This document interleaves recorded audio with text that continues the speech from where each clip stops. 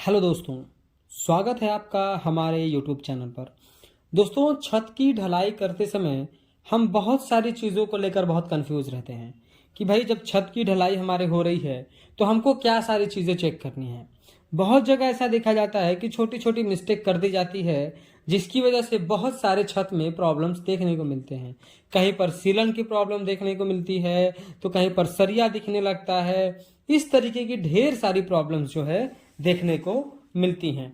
तो आज के इस वीडियो में हम आपको बताएंगे कुछ ऐसे पॉइंट्स जो आपको स्लैब कास्टिंग करने से पहले अपने छत पर अपने स्लैब की कास्टिंग होने से पहले चेक कर लेना है। ये बहुत ही जरूरी है।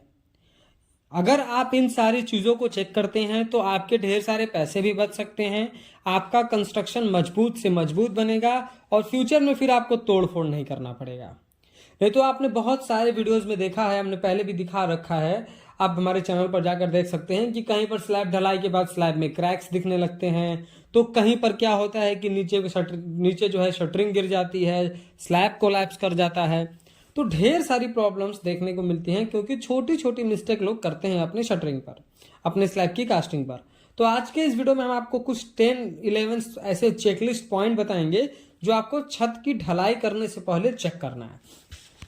सबसे पहले दोस्तों, आपको क्या करना है कि जो आपने शटरिंग कराई है तो उस शटरिंग को आप पहले नीचे से गौर से देखिए कि प्रॉपर तरीके से प्रॉप्स लगे हैं कि नहीं। प्रॉप्स यानी कि जो हमारे शटरिंग के नीचे से वर्टिकल सपोर्ट लगे होते हैं, वो वर्टिकल सपोर्ट अच्छी तरीके से लगे हैं कि नहीं लगे हैं।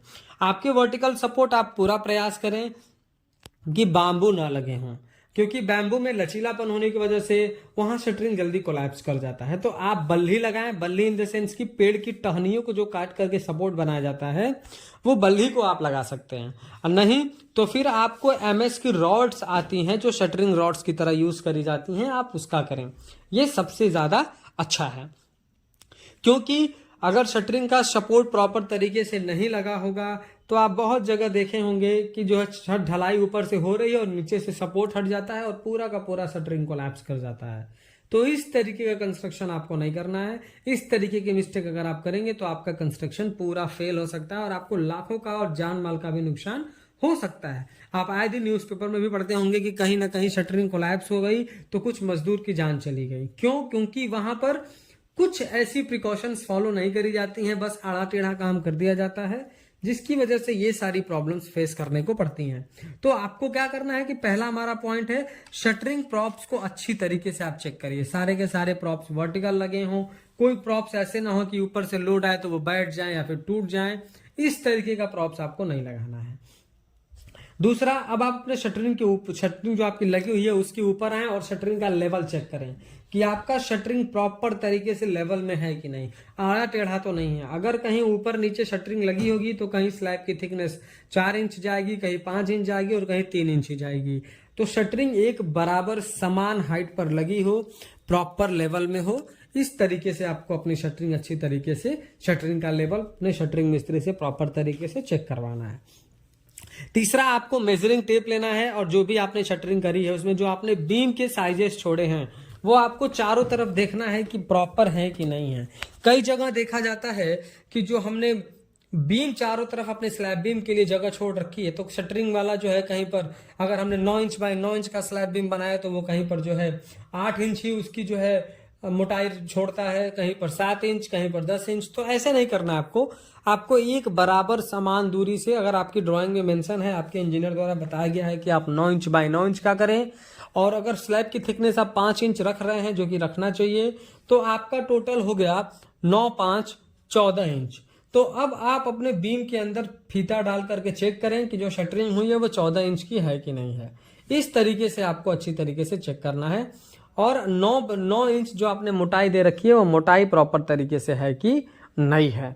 लेकिन जब शटरिंग आप कर रहे हैं तो 9 इंच बाय 9 इंच है, तो आप टेप लेकर के देखें कि 9 इंच आपके लिए चौड़ाई छोड़ी गई हो और 9 इंच ही आपके लिए मोटाई भी छोड़ी गई हो।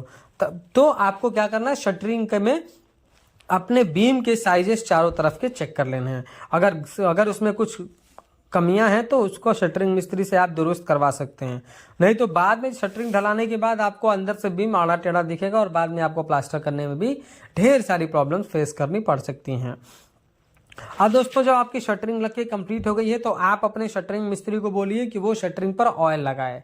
शटरिंग पर ऑयल क्यों लगवाया जाता है? क्योंकि जब मान लीजिए अभी आप शटरिंग कर रहे हैं, कंक्रीट आप यूज़ करेंगे, प्लाई अगर आप यूज़ कर रहे हैं, तो जब शटरिंग को खोलेंगे तो हमारी जो प्लाई है वो कभी कभी क्या है, कंक्रीट को चिपके वो कंक्रीट को लेकर के निकल जाती है, या फिर सीमेंट स्लरी को जो नीचे आकर बैठेगा कंक्रीटिंग करते समय उसको लेकर के निकल जाती है और आपका छत जो है गंदा दिखने लगता है। फिर आपको छत के भी अच्छी तरीके से रिपेयरिंग और प्लास्टर कराना पड़ जाता है। पर अगर आप शटरिंग ऑयल लगाए रहेंगे तो अच्छी तरीके से वो रिमूव हो जाएगा। शटरिंग ऑयल लगने से वो बिल्कुल चिकना हो जाता है, उस पर एक ऑयल का सरफेस आ जाता है और उस शटरिंग ऑयल से आपके स्लैब में कोई भी नुकसान नहीं होता है। ऐसा नहीं है कि उससे कुछ आपके छत में लगने वाले जो भी मटेरियल है उसको वो कुछ नुकसान पहुंचाएगा, ऐसा कुछ भी नहीं है।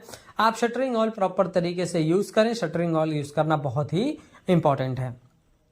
अब हमारा जो 5वां पॉइंट है कि शटरिंग जो भी आपने लगाई है, तो मान लीजिए आप शटरिंग प्लेट यूज कर रहे हैं एमएस की, या फिर आपने प्लाई यूज करी है। अब दिक्कत यह है कि जब दो प्लाई आप बिल्कुल चिपका करके लगाते हैं तो दोनों प्लाई के बीच में एक 1 mm 2 mm का गैप रह जाता है। और जब आप शटरिंग करते हैं, जब आप स्लैब की कास्टिंग करते हैं, तो स्लैब की कास्टिंग करते समय जो सीमेंट की स्लरी होती है, जो सीमेंट का पानी होता है, वो उन गैप्स के रास्ते नीचे गिर जाता है और आपके कंक्रीट में सीमेंट की कमी होने की वजह से आपका छत कमजोर बन जाता है, क्योंकि सीमेंट तो बह जाता है। तो इसलिए जो भी आपके गैप्स दिख रहे हैं, इस तरह दो शटरिंग प्लाई के बीच या शटरिंग प्लेट के बीच में अगर आपको डिस्टेंस दिख रहा है, गैप दिख रहे हैं, छोटे छोटे छेद दिख रहे हैं, तो आपको अच्छी तरीके से टेप लगाकर उन सारे छेद, उन सारे गैप्स को अच्छी तरीके से भर देना है, ताकि आपके शटरिंग का जो आपके शटरिंग है उसमें कहीं छेद नहीं रहेगी। तो कंक्रीटिंग करते समय कंक्रीट का जो सीमेंट स्लरी है वो आपके नीचे की तरफ नहीं बैठेगा और आपका जो ये काम है वो अच्छी तरीके से होगा और उसमें प्रॉपर मजबूती भी आएगी। तो आपको शटरिंग टेप जैसे वीडियो में दिखाया जा रहा है, कुछ इस तरीके से आपको शटरिंग टेप भी उस पर लगाना चाहिए। अब जब आप सरिया बंधवा रहे हो तो आपका सरिया बंध करके रेडी हो, तो आप सबसे पहले चेक करें कि जो सरिया आपके इंजीनियर ने रिकमेंड किया है, आपके ठेकेदार ने वही सरिया बांधा है कि नहीं बांधा है। अगर स्लैब में उसने, बहुत जगह देखा जाता है कि ड्राइंग में मेंशन करके दिया जाता है कि आप जो है 10 mm का सरिया, आप जो है 12 mm का सरिया लगाएंगे या 10 mm का सरिया लगाएंगे। 10 mm का सरिया जनरली स्लैब में लगवाया जाता है, तो अगर रेसिडेंशियल हाउस है, रेसिडेंशियल कंस्ट्रक्शन है तो। लेकिन आपका ठेकेदार पैसा बचाने के लिए क्या करेगा, 8 mm का सरिया लगा देगा। तो आपको स्टील कैसे पहचानना है? आप स्टील पर देखेंगे तो उस पर डायमीटर ऑफ स्टील लिखा होता है। तो सबसे पहले आपको अपना स्टील चेक करना है कि वो एज पर ड्राइंग है कि नहीं। बीम में उसने जो सरिया मेंशन किया गया ड्राइंग में वो सरिया दिया है कि नहीं। बीम में आपको 12 mm से पतला सरिया नहीं यूज करना और कम से कम 4 सरिया तो होना ही चाहिए। और स्लैब में आपको 10 mm से पतला सरिया नहीं यूज करना है, 8 mm का सरिया आपको स्लैब में नहीं यूज करना है। तो आप पहले अपना स्टील का जो है चेक कर लेंगे कि आपका जो कॉन्ट्रैक्टर या ठेकेदार है वो वही स्टील लगा रहा है जो आपको दिया गया है या फिर वो कोई दूसरा लगा रहा है। उसके बाद आपको मेजरिंग टेप लेना है और मेजरिंग टेप का जो हमारा अगला पॉइंट है वो यही है कि आपको मेजरिंग टेप लेना है और distance between two bars check करना है, यानी 2 बार के बीच में उसने कितना गैप छोड़ा हुआ है। तो उसमें आपको क्या है कि 5 से 6 इंच छोड़ना होता है, पर ठेकेदार अपने पैसे बचाने के लिए कहीं 7 इंच भी कर देता है। तो आप 2 सरिया के बीच में टेप लेकर चेक करें, वो 5 से 6 इंच होना चाहिए। अगर 5 इंच फॉलो किया गया तो पूरे स्लैब में 5 इंच ही फॉलो करना है, और 6 इंच अगर दिया गया है तो 6 इंच ही फॉलो करना है। पर पूरे स्लैब में एक समान आपको सरिया, 2 डिस्टेंस के बीच में आपको जो गैप है वो चेक करना है। उसके बाद जो भी आपके ड्राइंग में मेंशन है कि आपको क्रैंक्स देना है कि नहीं, क्रैंक्स लगभग वो 1 वे स्लैब 2 वे स्लैब के रिगार्डिंग होते हैं। 1 वे स्लैब 2 वे स्लैब क्या होता है, हमने इसके बारे में डिटेल वीडियो बना रखा है, आप हमारे चैनल पर जाकर उस वीडियो को देख सकते हैं। तो क्रैंक आपका क्या करना है, आपको L/4 चेक कर लेना है, यानी कि आप अपने बीम की साइज, बीम और बीम दोनों बीम के बीच में डिस्टेंस चेक कर लेंगे और उसके बाद जो भी आपकी दूरी आ रही है उसका दूरी बाई 4 कर देंगे। जैसे मान लीजिए कि आपके दो स्लैब बीम के बीच की दूरी जो है 10 फीट है, तो 10 फीट का मतलब यह है कि आपको उसको 4 हिस्से में डिवाइड करना है, बच गया आपका 2.5 फीट। तो 2.5 फीट जो है क्रैंक उठाया गया है कि नहीं, लास्ट में आपको 2.5 फीट चेक करना है कि 2.5 फीट जो है आपका क्रैंक उठाया गया है कि नहीं। क्रैंक तोड़ना बहुत जरूरी है क्योंकि ये नेगेटिव बेंडिंग मोमेंट को काउंटर करता है। तो क्रैंक में आपको L/4 चेक कर लेना है। उसके बाद आपको जिस तरह वीडियो में दिखाया जा रहा है, कवर ब्लॉक चेक करना है। कंस्ट्रक्शन में कवर ब्लॉक यूज करना, चाहे वो बीम हो, कॉलम हो, स्लैब हो, बहुत इंपॉर्टेंट है। क्योंकि कवर ब्लॉक न देने से स्लैब का जो आप स्टील यूज कर रहे हैं वो स्टील नीचे की तरफ बैठता है, उसके ऊपर आप शटरिंग कंक्रीटिंग कर देते हैं। बाद में जब शटरिंग खोला जाता है तो सरिया नीचे की तरफ दिखता है, और कुछ समय के बाद वो सरिया मॉइस्चर पाते पाते जंग खा जाता है, और शटरिंग जो स्लैब के नीचे वाला हिस्सा है वो गिर जाता है, क्योंकि स्लैब में पूरा जंग लगा होता है, और आपका स्लैब हो लीक करने के चांसेस उसमें बढ़ जाते हैं। तो इसलिए आपको अपने पहले कवर ब्लॉक अच्छी तरीके से चेक कर लेना। स्लैब में आपको 20 से 25 mm का कवर ब्लॉक यूज करना चाहिए। अगला हमारा जो पॉइंट है 10 नंबर, वो ये है कि आपने जो भी, जिस तरह आपको वीडियो में दिखाया जा रहा है कि आपने स्लैब कास्टिंग से करने से पहले जो भी आपने कंड्यूट पाइप लगाए हैं इलेक्ट्रिकल के लिए या फिर फैन बॉक्स लगाए हैं, उसको अच्छी तरीके से चेक करें। हाँ, सारे के सारे कंड्यूट्स के जॉइंट पर देखें कि प्रॉपर तरीके से टेप लगा हुआ है कि नहीं लगा हुआ है, और उसके बाद जो आपने एल्बेंड डाल करके जो आपने कंड्यूट को नीचे की तरफ मोड़ा है वहां पर प्रॉपर तरीके से टेप लगा हुआ है कि नहीं लगा हुआ है। अगर आपके कंड्यूट में टेपिंग अच्छे से नहीं होगी, उसमें जगह होगा, कंक्रीटिंग करते समय उसमें जो है सीमेंट की स्लरी चली जाएगी, तो फिर आपका वो चोक हो सकता है, वो नुकसान हो सकता है, फिर बाद में आपको बहुत सारी प्रॉब्लम फेस करनी पड़ सकती हैं।